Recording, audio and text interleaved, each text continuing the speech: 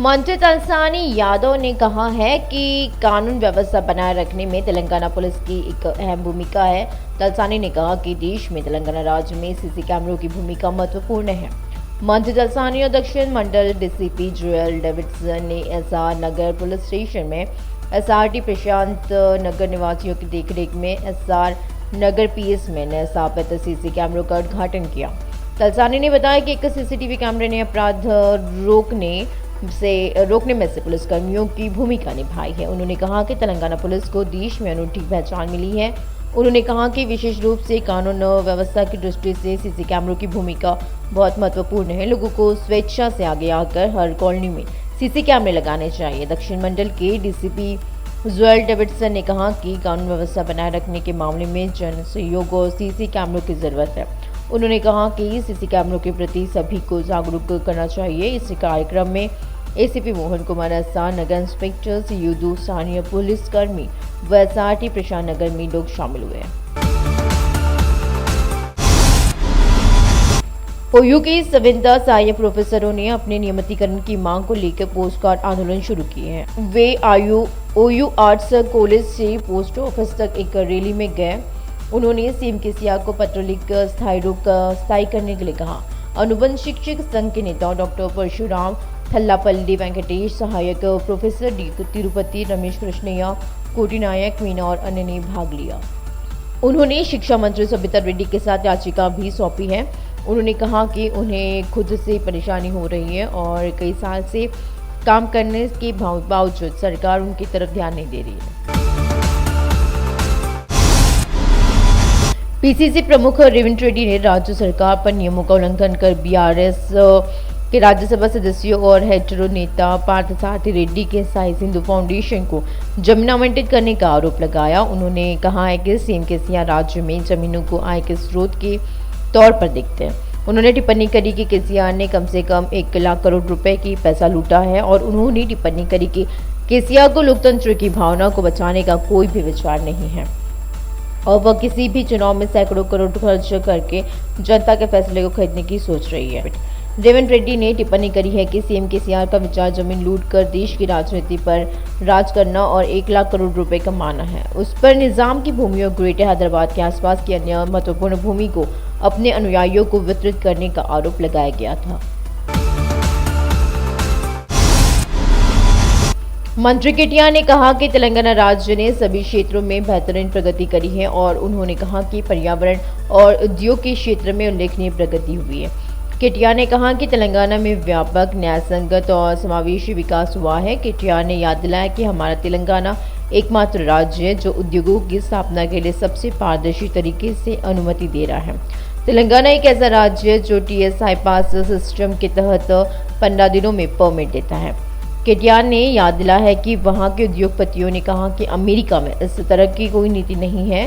Katia ने कहा कि मन हरितहरम कार्यक्रम मानव इतिहास का तीसरा सबसे बड़ा कार्यक्रम है। कहा है कि हम आने वाली पीढ़ियों को हरा भरा वातावरण दे रहे हैं। उन्होंने कहा कि ग्रामीण और शहरी विकास कार्यक्रमों के माध्यम से गांव और कस्बों को कई राष्ट्रीय पुरस्कार दिए गए हैं। तेलंगाना के दूरदराज के गाँव में भी लोग खुश हैं। तेलंगाना का मजाक उड़ाने वाले गायब हो गए हैं। मंत्री हरीश राव ने स्थापना समारोह के तहत 14 जून को चिकित्सा दिवस का आयोजन करने के लिए आला अधिकारियों को निर्देश दिया है। राज्य सचिवालय में स्वास्थ्य विभाग के वरिष्ठ अधिकारियों के साथ समीक्षा करी गई। दशक समारोह के तहत स्वास्थ्य विभाग दिवस पर की जाने वाली गतिविधियों पर चर्चा करी है। मंत्री ने कहा कि तेलंगाना के गठन के बाद सीएम केसीआर के मार्गदर्शन में चिकित्सा और स्वास्थ्य के क्षेत्र में क्रांतिकारी परिवर्तन हुए और स्वास्थ्य के क्षेत्र में तेलंगाना देश में शीर्ष स्थान पर पहुंच गया है। मंत्री ने कहा है कि हम जिले में मेडिकल कॉलेज की स्थापना की दिशा में तेजी से कदम उठा रहे हैं और हम स्वास्थ्य तेलंगाना के लिए मुख्यमंत्री केसीआर की महत्वाकांक्षा को पूरा करने के चरण में पहुंच गए। उन्होंने याद दिलाया कि सरकार ने तेलंगाना के लोगों को बुनियादी स्तर से लेकर सुपर स्पेशलिटी सेवाओं तक पहुंचाने के लिए कड़ी मेहनत करी। पैदल दूरी के भीतर गांव के अस्पताल, झुग्गी झोपड़ी के लोगों की थकान दूर करने के लिए बस्ती अस्पताल, माता और बच्चों के कल्याण को सुनिश्चित करने के लिए मातृ एवं शिशु देखभाल केंद्र, तेलंगाना डायग्नोस्टिक्स और जो 57 प्रकार के मुफ्त परीक्षण प्रदान करता है। डायलिसिस केंद्रों की संख्या 3 से बढ़ाकर 102 हर बीड पर ऑक्सीजन की सुविधा, सुलभ मेडिकल और नर्सिंग शिक्षा। उन्होंने कहा है कि कई कार्यक्रम किए गए हैं। राशन डीलरों ने अपनी मांगों को लेकर हड़ताल वापस ले ली है। मंत्री गंगुला कमलाकर के आश्वासन पर धरना समाप्त किया गया। उसी के बाद तुरंत राशन वितरण शुरू करने की घोषणा की गई। मंत्री गंगुला ने कल सचिवालय में राशन डीलर्स जेसी के अध्यक्ष निकोटी राजू व अन्य नेताओं से चर्चा भी करी है। मंत्री ने कहा कि सरकार पहले दिए गए वादे के अनुसार राशन डीलरों के कल्याण के लिए प्रतिबद्ध है। 2.83 करोड़ लोगों ने कहा कि सरकार के लिए गरीब लोगों के हित महत्वपूर्ण है और वे यह सुनिश्चित करने के लिए प्रतिबद्ध है कि कोई भी भूखा न रहे। राशन डीलर जेसी नेताओं ने मंत्री गंगुला के स्पष्ट आश्वासन के बाद हड़ताल वापस ले ली कि वे सीएम केसीआर के संज्ञान में कमीशन वृद्धि के प्रस्ताव को ले जाएंगे।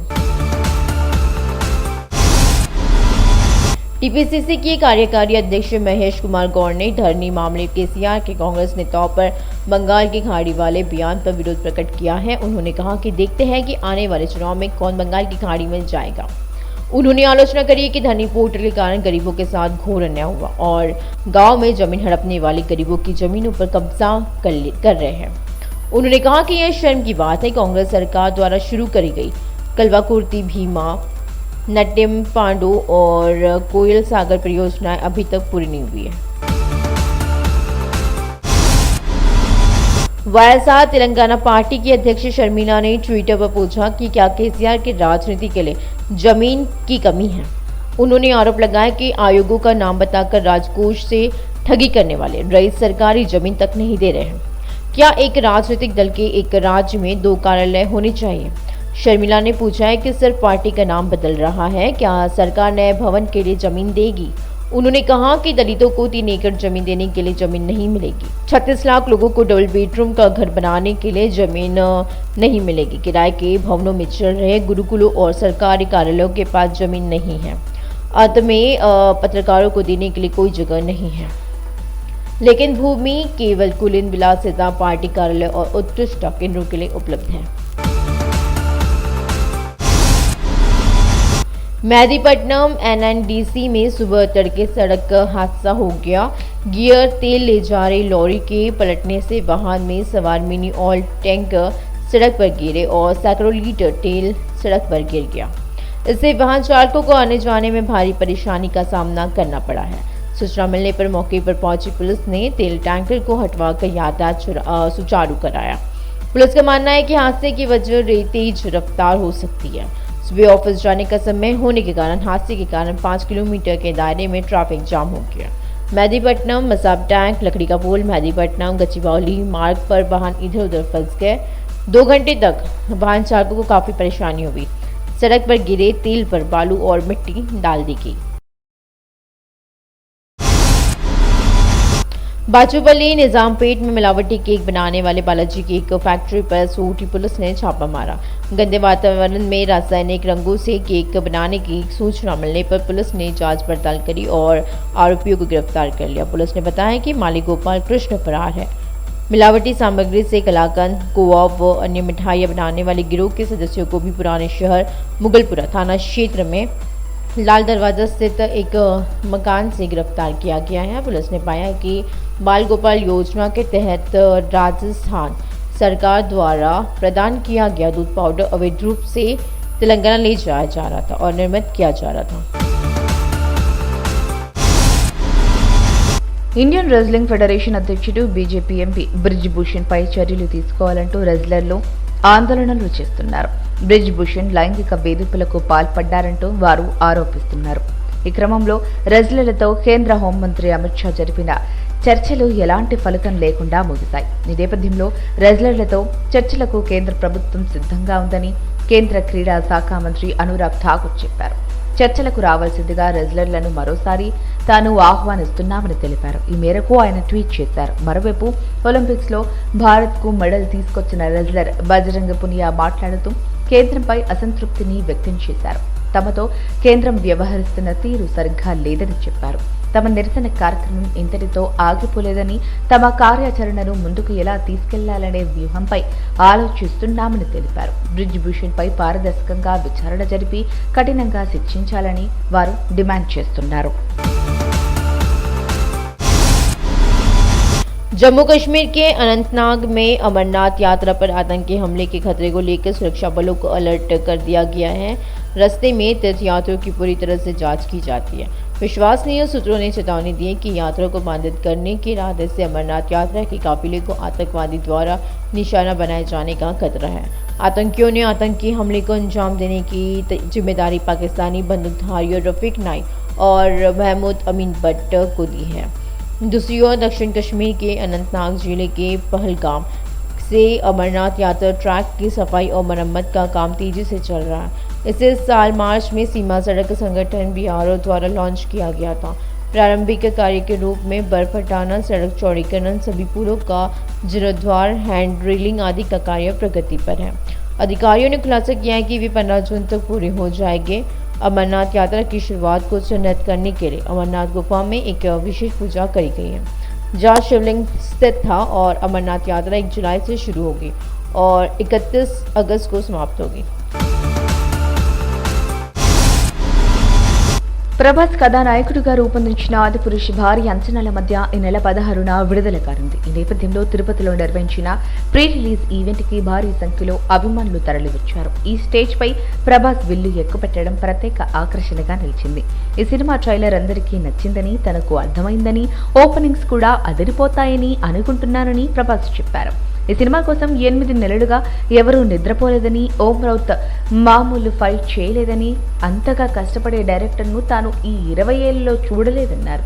తాను ఈ సినిమాని చేస్తున్నానని తెలిసి చిరంజీవి ఫోన్ చేసి రామాయణం చేసే అవకాశం అందరికీ రాదు, నీ అదృష్టం నీకొచ్చింది అన్నారని ప్రభాస్ గుర్తు చేసుకున్నారు. నిజంగానే ఈ సినిమా చేయడం తన అదృష్టంగా భావిస్తున్నానని వివరించారు. కృతి సెనన్ అద్భుతమైన పర్ఫార్మెన్స్ ఇచ్చిందని, ఇక దేవ్దత్ ను చూస్తుంటే తనకు నిజంగా ఆంజనేయ స్వామిని చూస్తున్నట్లుగానే అనిపించిందన్నారు. ఇందాకటి నుంచి పెళ్లి పెళ్లి అని అరుస్తున్నారు, ఎప్పటికైనా తిరుపతిలోనే చేసుకుంటాను సరేనా అంటూ ప్రభాస్ తన స్పీచ్ ను ముగించారు. ऑस्ट्रेलिया और भारत के बीच वर्ल्ड टेस्ट चैंपियनशिप का फाइनल मैच आज से ओवल मैदान पर शुरू होगा। यहाँ की पिच तेज गेंदबाजों के अनुकूल है। इस मैदान पर टेस्ट मैचों में नतीजे आने के आसार बहुत कम हैं। अब तक के आंकड़ों पर नजर डालें तो 2/3 ड्रॉ होने के चांस ज़्यादा हैं। महान क्रिकेटर सचिन तेंदुलकर ने यहाँ ऑस्ट्रेलिया के खिलाफ जीत के लिए क्या करना चाहिए, इसका सुझाव दिया। सचिन ने कहा कि उन्हें रविचंद्रन अश्विन और रविंद्र जडेजा की सेवाओं का उपयोग करना चाहिए। भारतीय टीम ओवल में खेलकर खुश है। जैसे जैसे मैच आगे बढ़ेगा, अदाकार मैदान स्पिनरों के पक्ष में रहेगा। लिहाजा तेंदुलकर का मानना है कि स्पिनरों का कुछ झुकाव होगा। सचिन ने अपनी राय रखते हुए कहा कि ओवल भारतीय गेंदबाजों के लिए एक अच्छा मंच है। वर्ल्ड चैंपियनशिप का फाइनल कुछ ही दिन में शुरू होगा। चैंपियनशिप के लिए टीम इंडिया और ऑस्ट्रेलिया लंदन के ओवल में आमने सामने होगी। लगातार दूसरी बार टेस्ट वर्ल्ड चैंपियनशिप के फाइनल में पहुंचने वाला भारत इस बार कप जीतने को बेताब है। कंगारू भी किसी से कम नहीं है। वे बल्लेबाजी और गेंदबाजी में मजबूत नजर आते हैं। ऑस्ट्रेलिया के खिलाफ विश्व टेस्ट चैंपियनशिप फाइनल में भारतीय बल्लेबाजों और कंगारू गेंदबाजों के बीच मुकाबला होगा, लेकिन 2021 में बल्लेबाजी पर विश्वास रखने वाला भारत दबाव नहीं झेल सका और टीम इंडिया के बल्लेबाज विफल रहे। जब पहली बार आयोजित विश्व टेस्ट चैंपियनशिप के फाइनल मैच में भारतीय टीम का सामना न्यूजीलैंड से हुआ तो कीवी टीम ने कप उठा लिया। उस मैच में टीम इंडिया हॉट फेवरेट बनकर रिंग में उतरी थी। बैटिंग लाइनअप और बॉलिंग भी दमदार थी। हालांकि सभी ने सोचा था कि भारत टेस्ट चैंपियनशिप ट्रॉफी जीतेगा, लेकिन बल्लेबाजी की विफलता के कारण वे कीवी टीम से हार गए। लेकिन इस बार के फाइनल मुकाबले में भारतीय टीम उस हार के सीख लेकर बेहतर प्रदर्शन करने के लिए प्रतिबद्ध नजर आ रही है। टीम में सीनियर स्टार बल्लेबाज और युवा क्रिकेटर है। सभी क्षेत्रों में एक आदर्श टीम होने के नाते भारतीय टीम को कम से कम इस बार कप जीतने की उम्मीद है।